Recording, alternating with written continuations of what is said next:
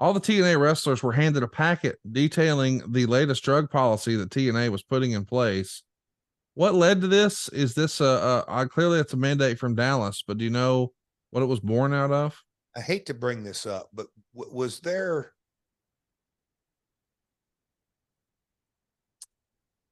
I'm just trying to think. Was there a death in the industry? Was there a situation of drug testing that happened at WWE that might have? And I'm not saying it. I just feel like there was stuff, and I think we've referenced Dixie in front of Congress or something. There was some type of, and I'm not saying an enormous catalyst, but a little something going on. Oh, you know what? Okay, that may have been. Was it? It might have been the era where we got the shipping label information, where guys were having stuff ordered, and we had the FedEx records, and people had denied. Maybe that makes sense. I remember having conversation with Dallas, and not me, not the only one, the office and all that. And I'm like, hey, because it was always WWE's publicly traded, we're private. So that's an enormous difference in, fiduciary responsibility. I think that's the right term. But I always kind of, my advice or my guidance or my thoughts were, if there's a problem, yes, it needs to kind of be addressed no matter what it is. And I think those were the packets that we basically said, hey, we are implementing our own wellness policy. And folks were tested, and obviously I can't give names, but there were fines given out. A lot of people think, yeah, no.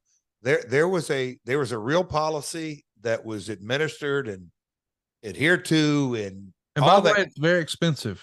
I was going to say it was one of those things that I was always like, my God, are we getting an ROI on that? But it's no, of course not. I mean, and listen, you and I can talk about this forever and ever, but yes, I've always taken the stance that this is not, and boy, I don't mean for this to sound the way it does, legitimate combat. Like, this is not a combat sport where I can punch you as hard as I want in the face, and if I take this, I can punch you harder. It's not.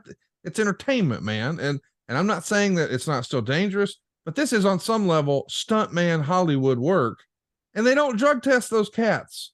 Now, I understand we're trying to do it for their own good, but I am saying that, all the levels and monitoring and blah, blah, blah, all that matters in baseball and certainly in football and boxing and MMA. Yes. But this is entertainment. And what that guy wants to do, as long as he's not hurting anybody else, get out of his way. That's always been my attitude.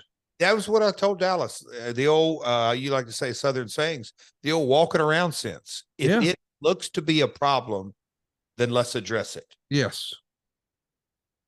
Well said. By the way, I did a quick little Google search. That whole Signature Pharmacy thing we were talking about was the prior summer. So like August 07. But still, these policies, and I know some people would say, yeah, but this is a year later.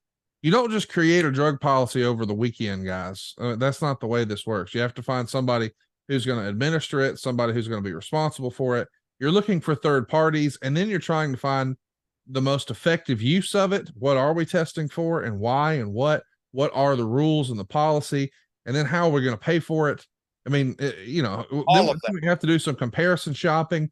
Yes, this company can do it, but can we get somebody who can do it faster and cheaper? That's just the way you run a business, folks. Yep.